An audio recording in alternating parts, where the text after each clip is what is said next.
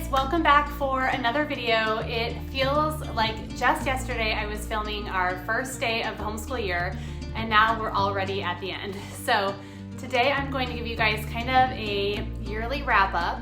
I'm going to be giving my overall thoughts on the curriculum we used, what I liked, what I didn't like, and what I wish I would have known at the beginning of the school year.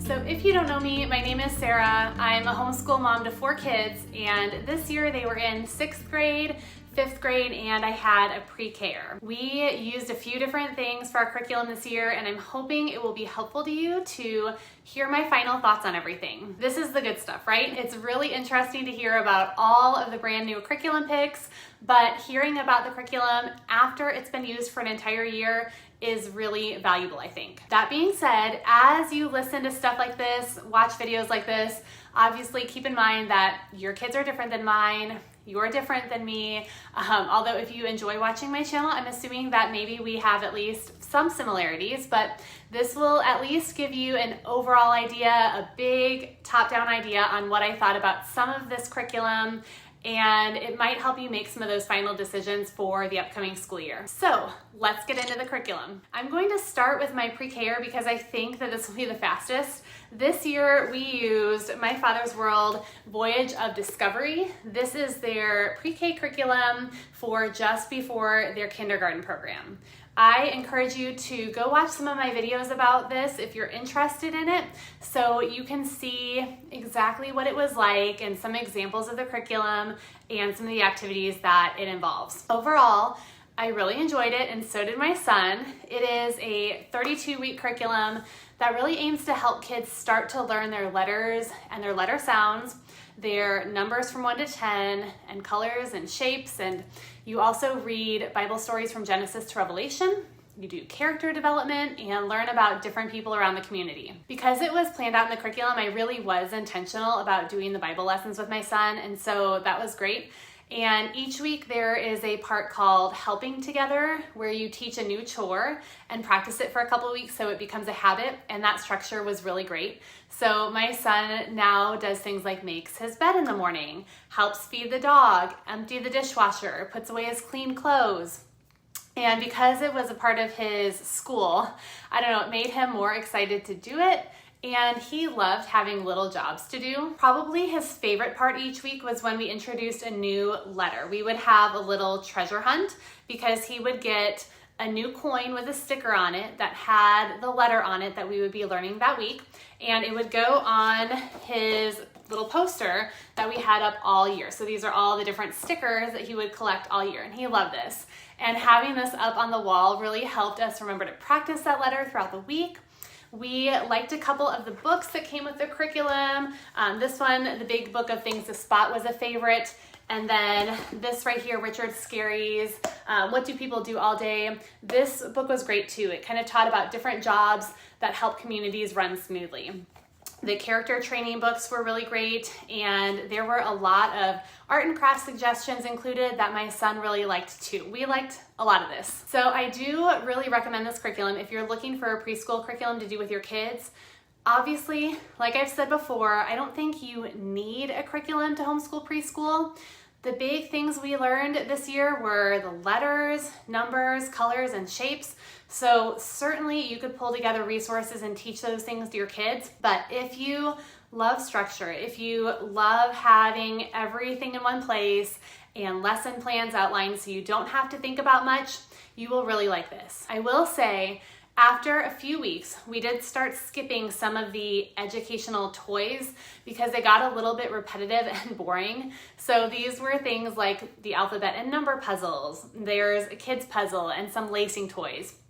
We got bored of those pretty quickly. And because my preschooler isn't the only child in the house, some days we just didn't have time. So we skipped some of the Bible crafts or some of the letter crafts because also he was doing a little bit of that in the co-op that we attend. You can be very flexible with this, I think, and tailor it to your own child's needs once you get going. It doesn't take much time during the day, And at least for my son, it was fun for him and only ignited his love of school and learning. So that was a big plus for me. When I asked him what some of his thoughts were about this, one of the things he said was that he wishes he could do it all over again. So there's that. Okay, so that's preschool. Next, we will talk about exploring countries and cultures from my father's world, which I used with my 5th and 6th graders this year. Confession time. My kids are terrible at geography. And guys, I don't think I'd actually realized how little we'd focused on geography until my kids had to take a pre-test in exploring countries and cultures the other day. It's bad. So that was from the beginning of the year, and I'm happy to say we have learned a lot of geography this year.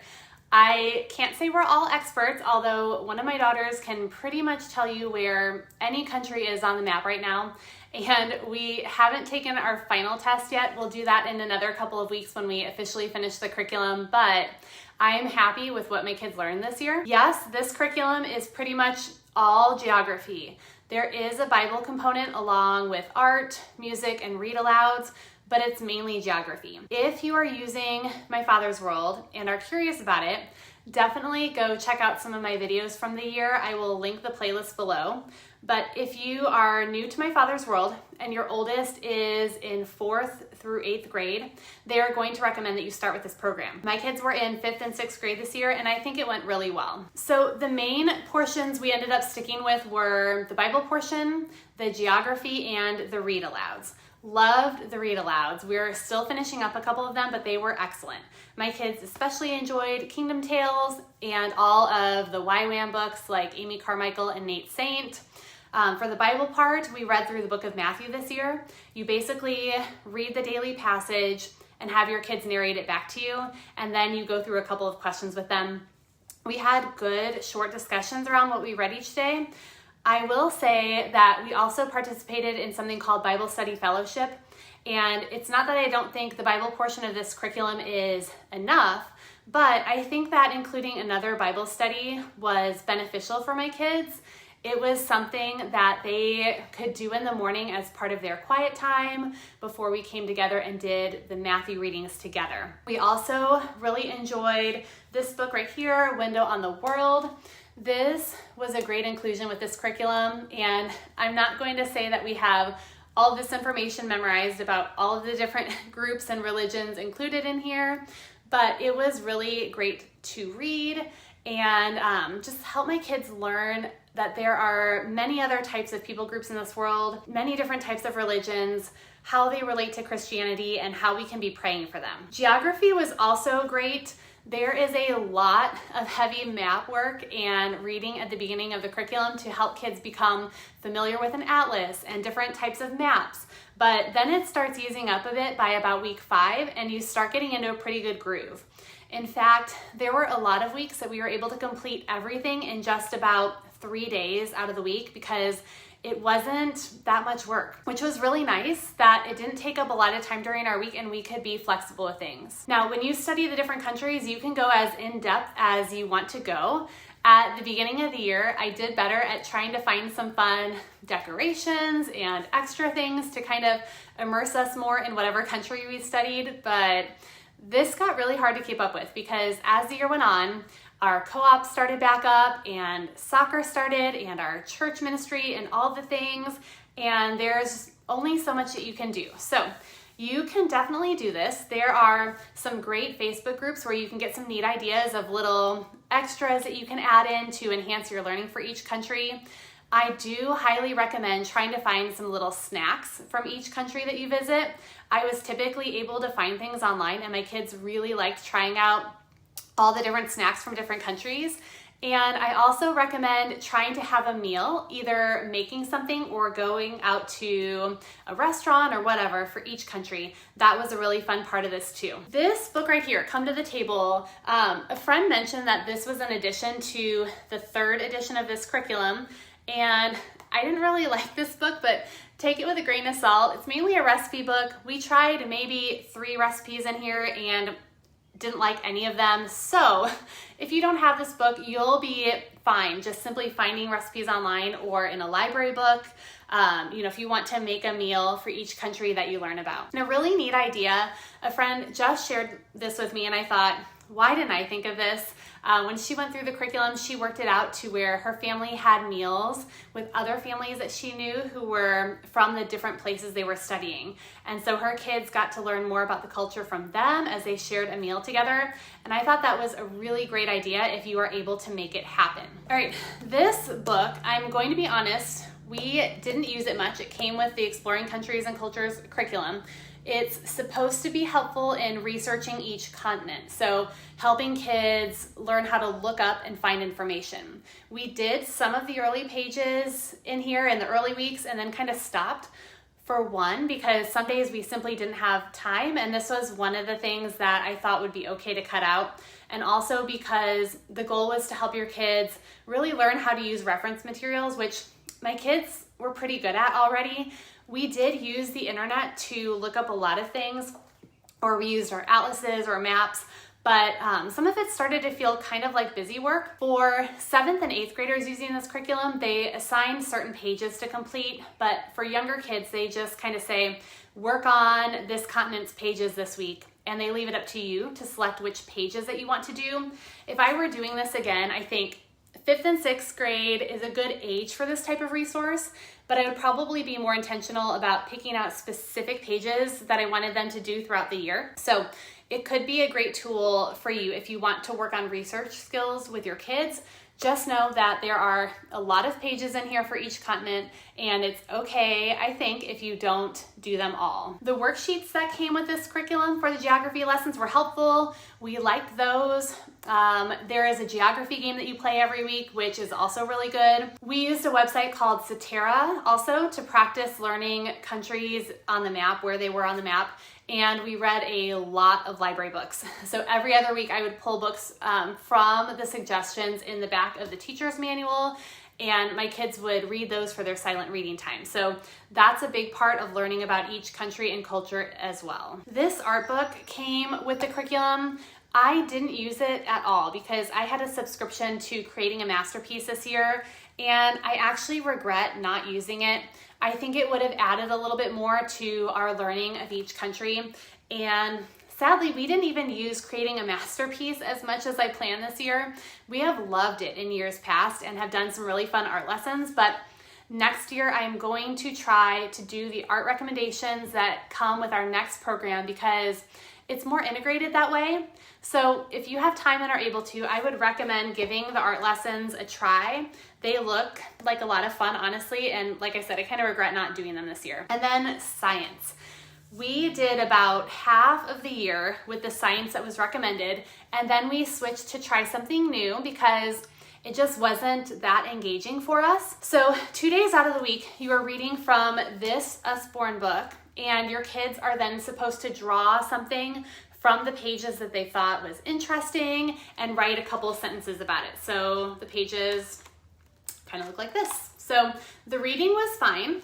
I thought it was pretty interesting. They usually rushed through the drawing and writing part, and it was just really easy.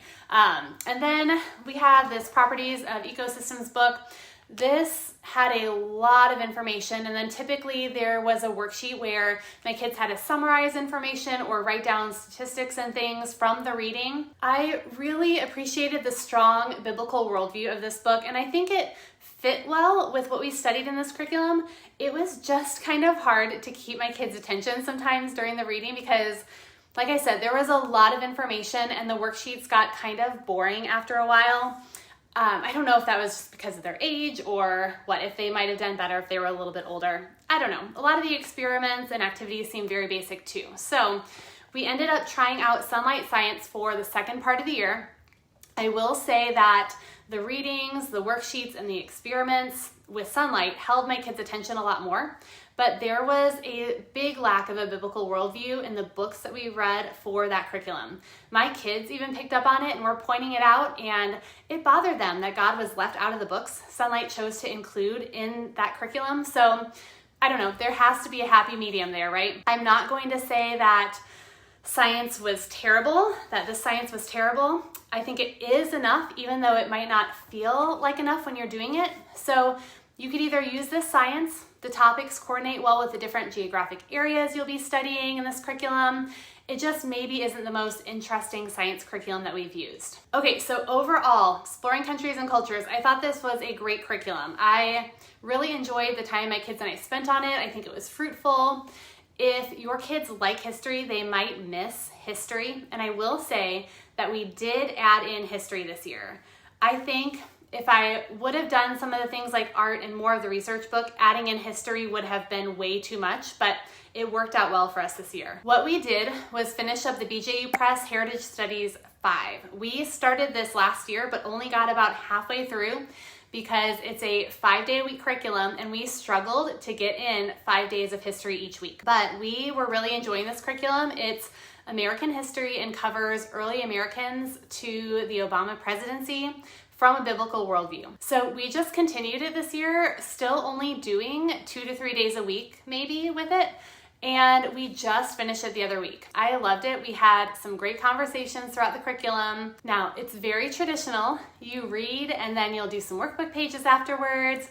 And honestly, I barely use the teacher manual. We just open up the book each day and we would read through the lesson together and then do the workbook pages together. And then we would talk through any questions that my kids had. Now, that's going to be totally up to you whether or not you want to add in a completely separate history curriculum alongside exploring countries and cultures. You certainly don't have to, but history is important to talk about and I'm glad we included it. And there are lots of ways that you can choose to learn and study history. It doesn't have to be a full curriculum, so that will be up to you. And you just might want to consider it, especially if your kids love history and you're going to be using exploring countries and cultures this year. Okay, moving on. I talked a little bit about science already. In addition to switching to Sonlight Science mid-year, my oldest son has also been trying out Science Shepherd, which he loves. Definitely check out my review video if you're interested in learning more about Science Shepherd. It's been great. He is using physical science right now, and this is the most I've seen him engaged with science in a long time. He loves the short, concise videos. He's able to accurately answer the worksheet questions most of the time, so I think he likes having some success there, and the topics have been interesting to him. He's been doing chemistry, and now he's learning physics, which is new to him, and he likes it. Science Shepherd has a lot of great options, so definitely go check them out if you haven't heard of them before. Okay, on to math. If you've been watching my channel for a while, you probably know we've been using CTCMath for about 2 years now, almost 2 years, and I really do like it. There are a couple of changes that I've been implementing this year that I think have been good, so I will share those with you here. Overall, I like having an online program for math. Even though I love teaching math, it's super helpful to have this off my plate because it helps free up time for me to work with my 5-year-old or take care of whatever else I have to do. The teacher who teaches the lessons is very conceptual, but also to the point, and he uses a lot of pictures and diagrams, which is really helpful. The videos are very short, very easy to understand, which is great because they keep my kids' attention. And I also love the price point. I don't think you can beat the family membership price and the fact that you don't have to pay every time you want a different grade level. Your kids can move seamlessly within the year, up or down grades. So that's great if they either work quickly or they need to go back and review concepts. One of the things that has been only slightly challenging is the fact that when my kids get an answer wrong, it will tell them the correct answer, but it won't show a worked out solution. I'm not sure if any math curriculum will be completely independent, but this has caused them to need my help sometimes to figure out what they did wrong. Sometimes the video lessons can be rewatched because maybe my kids missed the problem because they missed something from the video. But sometimes there are problems that are not explicitly taught in the lesson that they have to challenge themselves and apply what they've learned in a new way. And I don't think this is a bad thing at all, having to extend their knowledge to new problems. I think kids should be able to do this. And I think that this maybe makes CTCMath a bit more challenging sometimes, but just know this, there have been times when my girls have been so confused by a problem and I get on their case and I'm like, did you not even watch your lesson? Only to find out that the problem wasn't really covered in the lesson, and they really did need help to figure out how to get to a solution. And so sometimes I've had to sit and figure out how to do the problem myself because it's not explained and I don't have worked out solutions. So some people might dislike this, not having those worked out solutions for every question that their kids can look at. But that being said, there is a fantastic Facebook group for CTCMath parents, and there are some really helpful people in there who are willing to help out very quickly if you don't know how to solve a problem. I have also heard some people say they will use ChatGPT to show them a worked out solution, but I've not tried that yet. And CTCMath has said they are working on adding worked out solutions to their problems. However, I absolutely don't know when this is officially going to happen, just that I heard it's in the works. The other thing I started doing about halfway through the year was adding in more review for my kids. We were doing the weekly revision sets, and CTCMath does offer reporting on this, but it was very hard for me to look at the data in the little bar graph that they have online and then do anything about it to help my kids. So the weekly revision sets are supposed to help kids review previously learned topics and keep them fresh. So they'll typically have problems on there from the previous grade level or the previous semester. So what I started doing was printing these out and having my kids complete them by hand.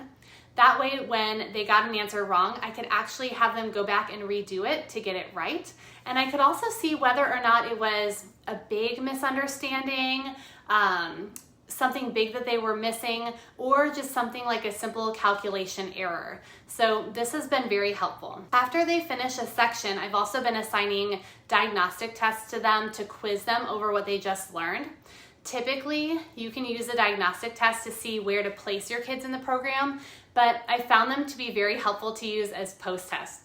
My kids do these tests online, but you can save the results as a PDF, so when they're done, you can see which questions they got right, what they got wrong, and again, I will have them print these out and we'll go over them together. I think it's really important to have them circle back and work on problems they missed until they can do them correctly and not just skip over them and move on. And another thing I love about CTCMath is that they have a huge question bank of problems. So if we need to spend extra time on a concept, I can easily make worksheets for my kids to practice with. So overall, I'm still really liking CTCMath, and right now we will continue to use it. Okay, let's talk about language arts briefly. I've done a few videos on our language arts this year. We use learning language arts through literature. My son used the tan book and my daughters used the purple book.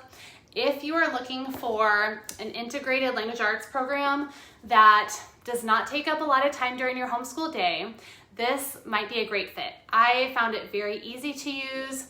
My kids found it mostly easy to use, and it's mostly independent, although there is a weekly dictation portion that you need to do with your kids, and you obviously want to be following up with them and checking their work. I wouldn't say language arts is a strength of my kids. They're not terrible at it, but I found that this was not as hands-off as I would have liked. They did need my help many days to kind of walk through the lessons and help them understand, but it could be hands-off depending on the kids. I thought the grammar portion was strong. I liked how they used literature examples to teach concepts. My kids really liked the books that they used for the book studies, but I thought that the spelling and writing portions were not strong enough for us. So midway through the year, I began using All About Spelling again with my girls. That has been going great. It was definitely what we needed.